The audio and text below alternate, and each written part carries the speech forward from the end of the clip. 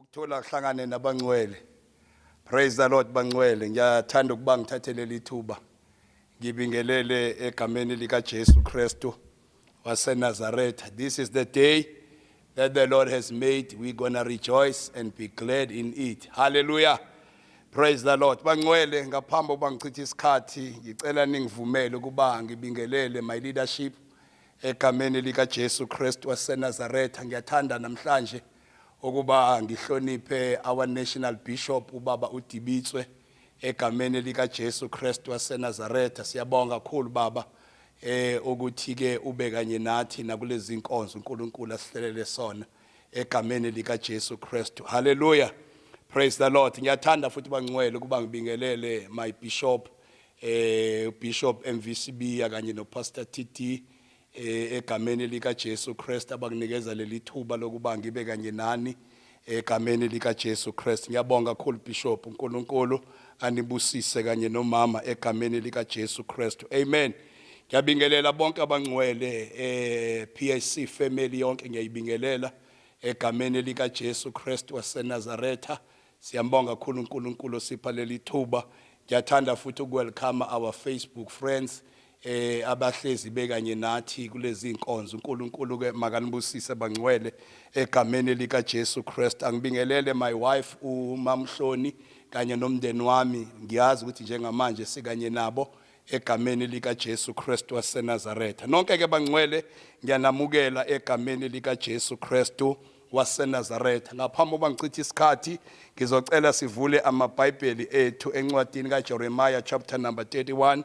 Sizofunda khona amavesi ambalwa ngokusizwa inkosi. Praise the Lord. Jeremiah chapter number 31 verse number 1 to 5 and verse number 9 to 10 egameni lika Jesu Kristu. Amen. Ngiyazi ke bangcwele ukuthi bese nihlabelelile nayivula inkonzo. Amen. Mina okwami ukudlulisa umlayezo inkosi ewubekile enhlizweni yami. Let me read bangcwele Jeremiah chapter number 31 verse number 1 to verse number 5. Praise the Lord. Lifundeka kanje. At that time declares the Lord, I will be the God of all the families of Israel, and they will be my people. This is what the Lord says, the people who survived the wars have found favor in the desert. Israel went to find its rest. Praise the Lord. Cela ke siweqe number 3 siyofunda verse number 4. Lithi ke iBhayibheli, once again I will build you up and you will be rebuilt, my dear people Israel. Once again you will take your tambourines and you will go dancing with the happy people. Verse number 5. Once again you will plant vineyards on the mountains of Samaria. Those who plant them will enjoy the fruit. Praise the Lord. Asifundeke no verse number 9 bangcwele kanye no verse number 10. La kufundeka khona kanje. They will cry as they return. They will pray as I bring them back. I will lead them beside streams, on a level path where they will not stumble. I will be a father to Israel, and Ephraim will be my firstborn. Last verse, verse number 10. Your nations, listen to the word of the Lord. You nations, listen to the word of the Lord. Tell it to the distant islands. Say, the one who scattered the people of Israel will gather them and watch over them as a shepherd watches over his flock. Ake sikhuleke. Baba siyabonga egameni lika Jesu Kristu waseNazaretha, izwi lakho liphilile, izwi lakho linamandla. Khuluma ngalo nangalesi sikhathi egameni lika Jesu Kristu waseNazaretha. Amen. Bangcwele ngiyathanda namhlanje okuba sikhuthazane ngaleli izwi likaNkulunkulu alibekile enhlizweni yami ukuthi siyakhumbula ukuthi ke uNkulunkulu wavusa umprofeti uJeremiah ukuba abe amsebenzise ngesikhathi uJuda noIsrael bese kuthunjweni eBhabheli. Then uNkulunkulu kule chapter ukhuluma kanye nabathunjwa ababeseBhabhiloni. Lithi iBhayibheli uNkulunkulu uyabakhumbuza ukuthi ke njengoba beseBhabheli akabakhohliwe, njengoba beseBhabheli ukanye nabo, uNkulunkulu ke bangcwele uyabakhumbuza ubatshela ukuthi ke njengoba nikwi captivity, your captivity is not permanent, kodwa ukuthunjwa kwenu it's temporary. Ngiyathanda ke bangcwele okusho ukuthi ke enye yezinto uNkulunkulu ayitshela uIsrael, ubatshela ukuthi ke ukuthunjwa kwenu njengoba niseBhabheli, nihlezi lapha eBhabheli, isikhathi esimisiwe uNkulunkulu. Ngamanye amazwi uNkulunkulu uyabatshela ukuthi no, i-captivity yeni ine expiry date, kune expiry date ekuthunjweni kwenu. Ngeke nihlezi nithunjiwe, ngeke nihlezi niseBhabheli. Ngiyafisa futhi ukusho nakwena ncekazi nenceka uNkulunkulu lapha ekhaya ukuthi isimo odlula kusona it's not permanent, but it is temporary.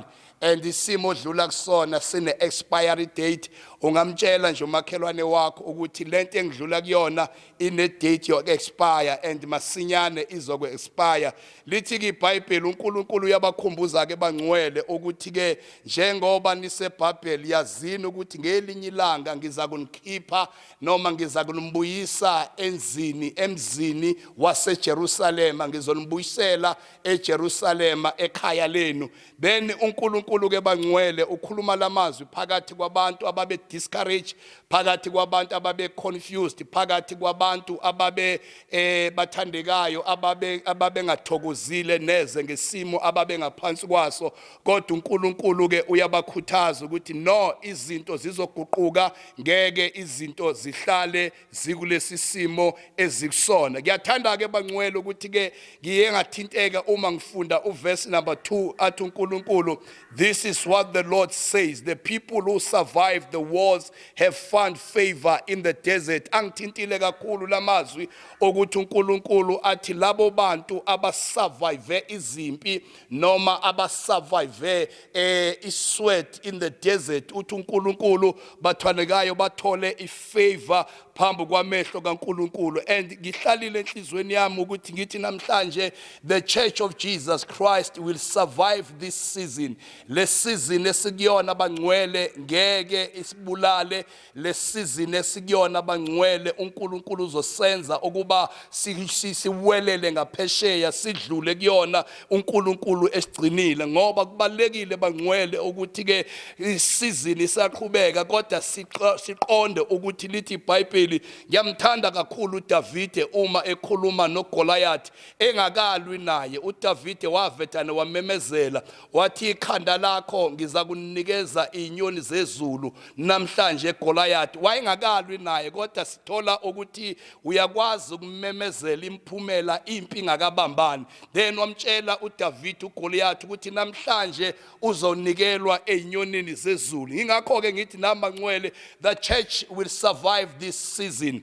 The church will survive this season, and nawe you will survive this season. Lithi iBhayibheli uthi uJesu mayikhuluma ngebandla lakhe uthi phezu kwaleli dwala ngiyakulakha ibandla lami, namasango esihogo uthi ngeke alahlule. Ingakho ke bangcwele simemezela impi sabambene, i-lockdown isekhona, i-COVID-19 isafunda ngayo ukuthi we will survive this season, sizodlulela ngaphesheya. But ngiyamthanda uNkulunkulu uma ekhuluma lamazwi ethi bangcwele labo abasurvivile izimpi, basurvive inkemba, basinda empini, basinda empini ebezikhona. uNkulunkulu banikeza ipromise. And ngiyathanda ukuthi namhlanje bangcwele sikhumbuzane ngezethembiso, ngoba lithi iBhayibheli noma ziziniki kangaki izethembiso zikaNkulunkulu, kepha zonke zinguyebo futhi zonke zingoamen. Uma ufunda uverse number 4, uNkulunkulu bangcwele unikeza abasekuthunjweni, ubanikeza izethembiso ukuthi uma isikhathi sokubuyela kwenu kwenu ezweni lakini uthi uNkulunkulu kunezinto engizozenza uma senibuyelile, uma senisurvivile, uma imvula noma ichotho sesidlulile nestorm sesiphelile. Lithi iBhayibheli uthi uNkulunkulu, once again I will rebuild you. Ilamazwi bangcwele engithi namhlanje angikukhuthaze ngawe ukuthi once again uNkulunkulu uthembisa ukuthi ke he will rebuild us. Alibonga igama lenkosi. Njengamanje izinto zibonakala ngathi ziyonakala, njengamanje izinto zibonakala ngathi azila kufanele ziye khona. Yonke amaphupho obunawo, wonke ama-plans obunawo ku-2020 abonakala ngathi ayashabalala. Kodwa uma uNkulunkulu ekhuluma nalabo abathunjwa uthi once again I will rebuild you. Ngifisa ke wazi ukuthi ke noma kungathi izinto ziyonakala kodwa uNkulunkulu is making a promise kithina njengebandla lakhe ukuthi once again he will rebuild us. Ngamanye amazwi, when this season is over uNkulunkulu uzoqala isizini yokurebuilda yonke into elimalile ngalesi sikhathi, ngoba our God is a restorer, our God is a rebuilder.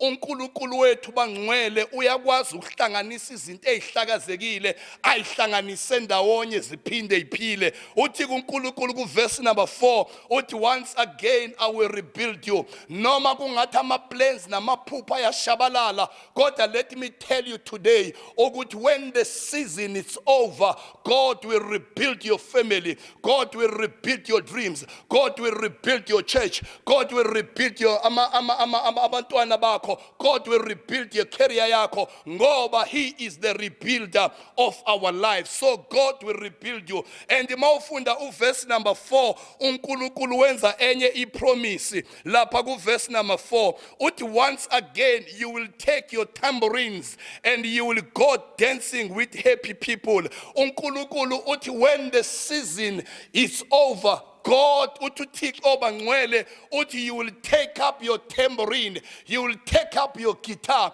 you will take up your keyboard, you will take up your trumpet. Okusho ukuthi when the season is over, we are going to praise and worship the Lord. Noma kungathi njengamanje usound yebandla izwakale, kodwa uthi uNkulunkulu ebandleni lakhe when the season is over, you will dance again, you will shout again, you will barak again. uNkulunkulu bangcwele uqinisa abathunjwa, uqinisa abantu abasezweni ababegqilazwe kulona ukuthi when the season is over you will dance again. Kwathi ngisho bangcwele ukuthi kusazoba mnandi, kusazokwenzeka noma ngabe yini, sisazoshaya isitimela, sisazogijima sihalalise phambi kaJehova wethu. Alibonga igama lenkosi. Uthi uNkulunkulu once again you will take your guitar, you will take your keyboard. Angazi ukuthi bengingawathola pha ama worshipers ukuthi njengoba le season isaqhubeka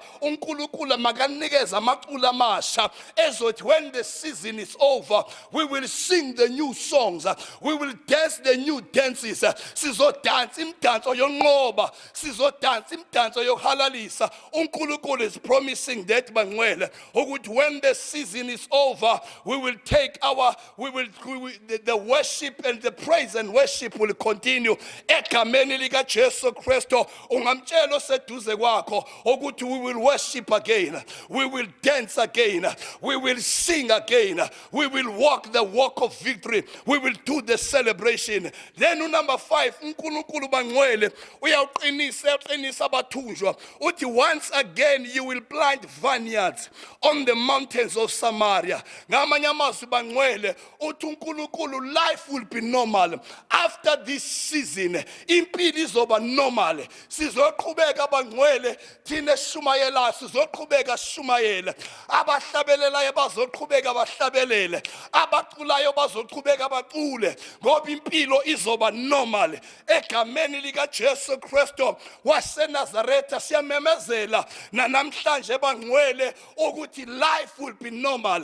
Noma kungathi izinto ezihlakazekile, noma kwakungathi izinto zinhlaka kodwa uthi uNkulunkulu abatshalayo bazotshala bangagcini ngokutshala bavuna abakutshalileyo bangagcini ngokuvuna bakudla abakutshalileyo ngiyafisa ke ukusho ukuthi na ungayibulali namhlanje ngoba akumele uyibulale ngesizini edlulayo kanti isizini ezayo uNkulunkulu kubekele yona ukuthi ujabule uthi uNkulunkulu once again you will plant ikuma vineyard and you will reap again ngoba uNkulunkulu bangcwele wayazi ukuthi impilo ayiphelele eBabylon wayazi uNkulunkulu ukuthi when the time is over uIsrael noJuda uyabuyela eJerusalem ngizothi when this season is over we will plant again when this season is over we will dance and worship again when this season is over God will rebuild us ngoba yilokho uNkulunkulu asethembisa khona abangcwele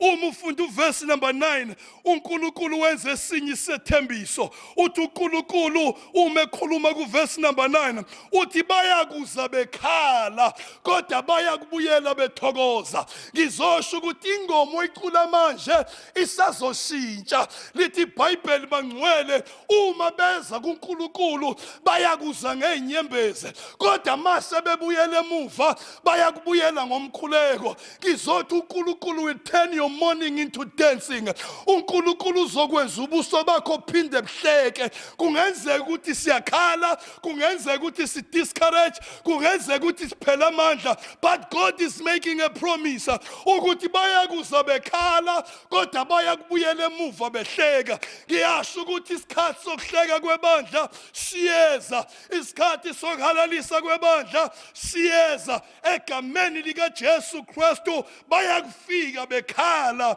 ngibahambise bekhulule bekhuleka bayakufika ngiyakuthi uthi uNkulunkulu will turn their mourning into dancing this is the promise uNkulunkulu ayinikeza abathunjwa abangcwele ukuthi noma niseBhabhele kodwa uma isizini sidlulile uNkulunkulu uyokunenza niphinde nihleke uyakuphinda kunenze niphinde nethabe ngiyawuthanda no verse number 10 bazalwane umuntu uNkulunkulu you nation listen to the word of the Lord tell it to the distant land say the one who scattered the people of Israel will gather them again uthi uNkulunkulu loyo njengoba nguhlakazile uJuda ngizophinda nguqoqe futhi njengamanje impilo inhlaka njengamanje izinto zonakele njengamanje alikho ithemba kodwa uthi uNkulunkulu mina Jehova yimina engibahlakazile kodwa ngiyophinda ngibaqoqe kude ngoba ngizosho bangcwele ngiyaprofeta